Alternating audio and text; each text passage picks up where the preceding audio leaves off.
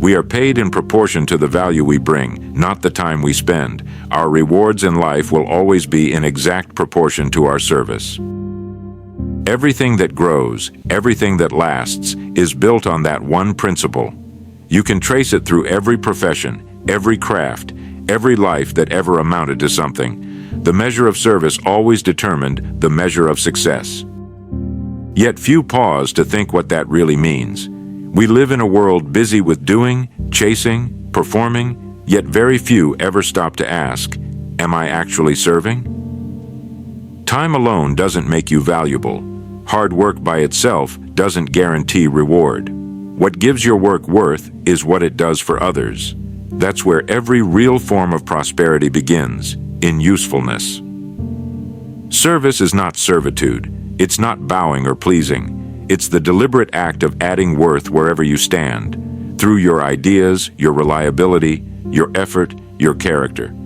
It's understanding that life pays back what you contribute, not what you demand.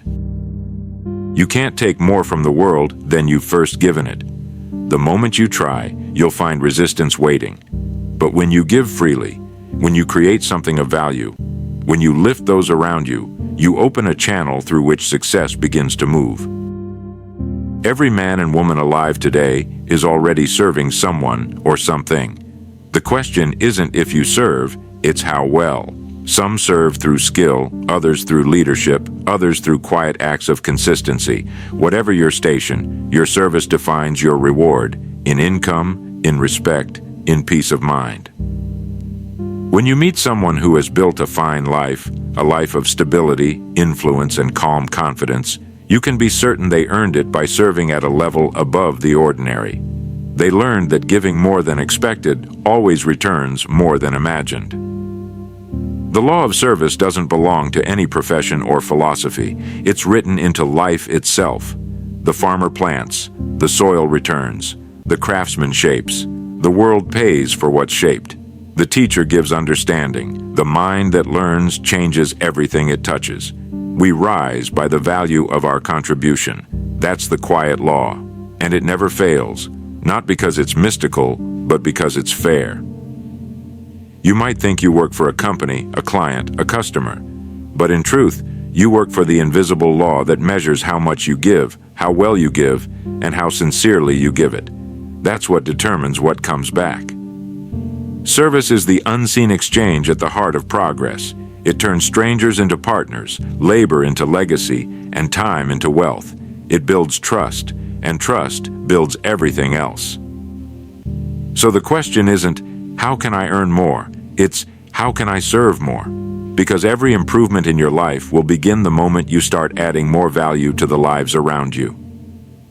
And once you understand that, once you make service your foundation, you'll never need to chase success again. It will start moving toward you, drawn to the value you create. Why service is the foundation of every form of success. Everything worthwhile begins with the same idea, to be useful. It's the oldest law of gain, yet the least discussed. Every advancement, every lasting business, every trusted name began because someone decided to make life a little easier, a little better, or a little more meaningful for someone else. That simple intent, to serve well, has always been the foundation of progress. Service is not a word to decorate speeches. It's the quiet force that runs the world. It's the reason one person is trusted while another is forgotten. It's the invisible contract between the individual and life itself. Give your best, and you will not go unrewarded. You can test this law anywhere, at any time. Look at the person who gives more care, more thought, more consistency, and you'll find someone rising, not instantly but steadily, because life has a peculiar fairness. It lifts the person who lifts others. To serve well doesn't mean you work more hours or push yourself endlessly. It means you bring more value into each hour. It means the work you do carries your fingerprint, accuracy, patience, integrity, pride. Service creates worth, and worth is what every reward is built on. The world doesn't pay for time. It pays for what that time produces. A man can spend 10 years doing something poorly, and another can master it in 1. The difference isn't luck, it's quality of service. When your focus shifts from getting ahead to doing good work, something remarkable happens. Anxiety fades, confusion clears. You begin to see your role in the larger picture, and in serving others, you begin to strengthen yourself.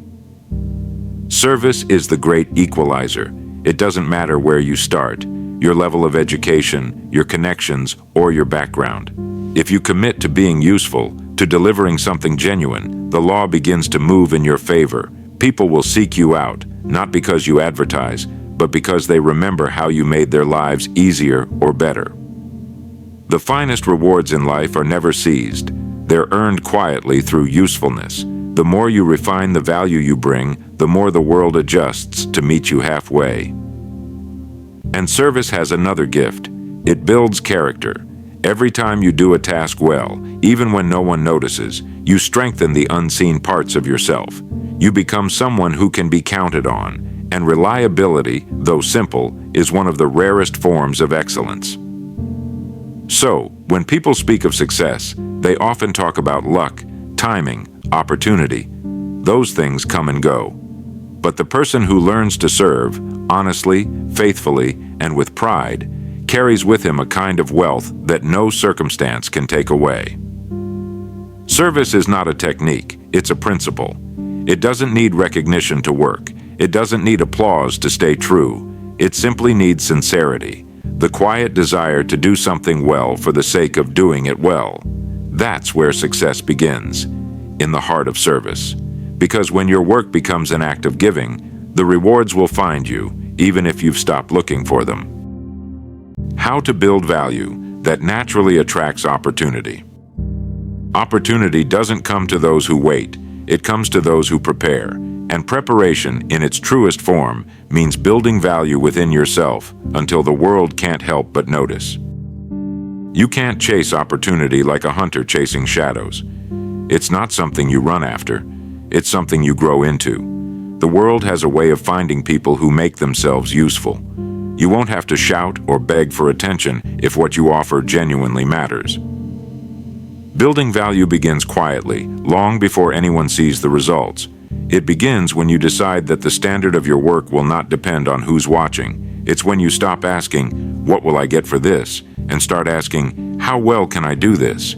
When a person starts to care about the quality of their work, life starts to care about the quality of their reward. You build value by knowing your craft deeply, not just doing it, understanding it, improving it, refining it until you can see what others miss. That depth becomes your advantage. People can copy a product, but they can't copy precision. They can copy words, but not conviction. The one who takes the time to master their work builds something no one else can easily replace. Value also comes from consistency. The world trusts steady hands. A person who shows up the same way every day, focused, reliable, thorough, becomes rare, and rarity is always valuable. We often think of value as something grand, but it's not. It's in the details. It's in being on time, keeping your word, finishing what you start. It's in the pride you take in every small act. Excellence is not a moment. It's a habit, and habits, over time, create identity. You build value by caring about the people you serve, caring about the result of your effort, caring about how your work lives in the world. People can feel the difference between someone doing a job and someone serving through it. The first completes a task, the second creates impact. And that impact, that quiet contribution, is what opportunity listens for, because opportunity doesn't chase noise, it moves toward usefulness. When you become valuable, you no longer need to ask for chances. People begin to bring them to you. A reputation built on service and quality becomes its own advertisement. Your name starts to work for you long after you've stopped speaking for yourself. The key is patience. The seed of value doesn't sprout the moment you plant it. It grows in silence, nourished by discipline, watered by repetition, strengthened by character. Keep at it long enough, and one day, what you've built will stand on its own. Every ounce of real value you create eventually finds its way back to you, multiplied. So, if you wish for greater opportunity, don't chase it, Outgrow your current one. Work on yourself, your craft, your standard, because the moment you become truly valuable, you'll never have to look for opportunity again. It will start looking for you. The difference between serving and selling. Many people spend their days trying to sell their products, their ideas, even themselves, yet very few ever learn how to serve. And the difference between the two makes all the difference in the world. Selling is an attempt to take, serving is an attempt to give. Selling asks, how can I convince? Serving asks, how can I contribute? The person who only sells measures each interaction by what he gains from it. The one who serves measures it by what he leaves behind: understanding, satisfaction, trust. The irony is that the one who serves always ends up selling more because people buy sincerity faster than they buy persuasion. Service has weight. It carries honesty. When you approach your work with the quiet intent to help, people can feel it in your tone, in your patience, in the care you take.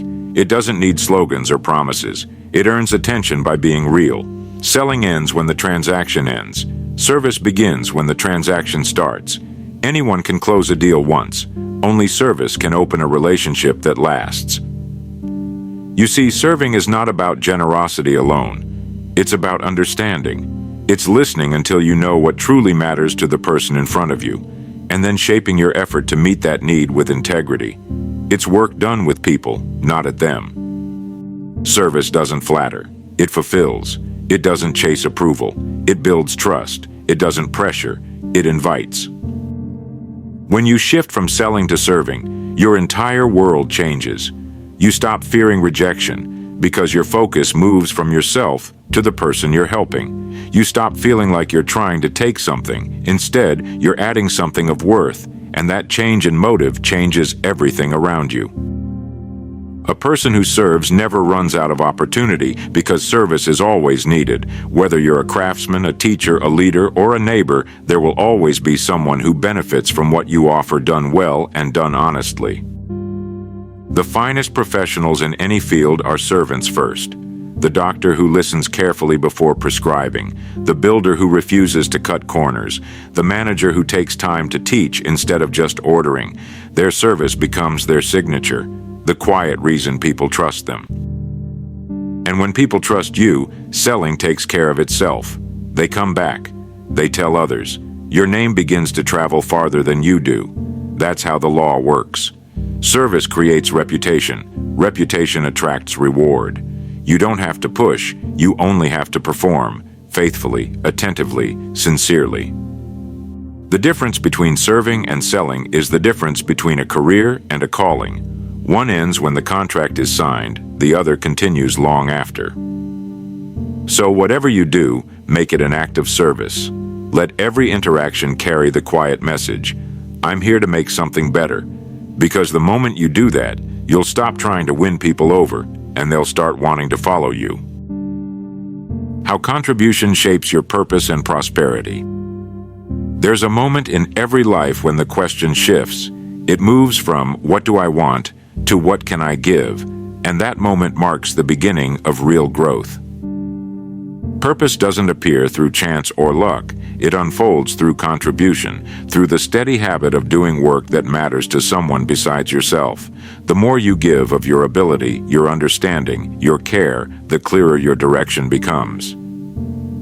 A person who lives only for himself moves in circles. His goals change with moods, his satisfaction fades quickly, and every achievement feels smaller than expected.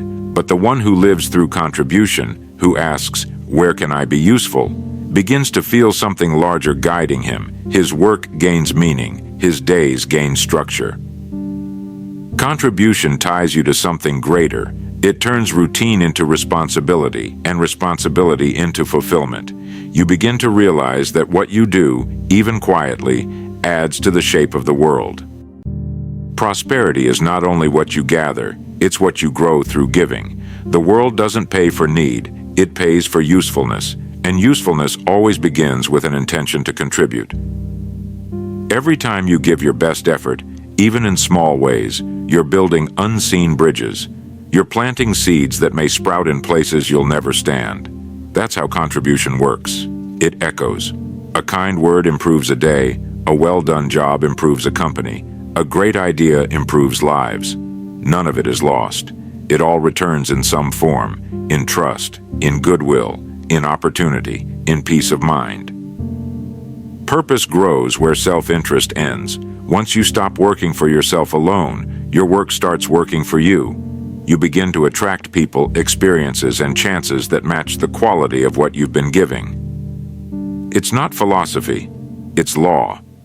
Life moves in circles, and what you put into it comes back to meet you, sometimes directly, sometimes quietly, but always faithfully.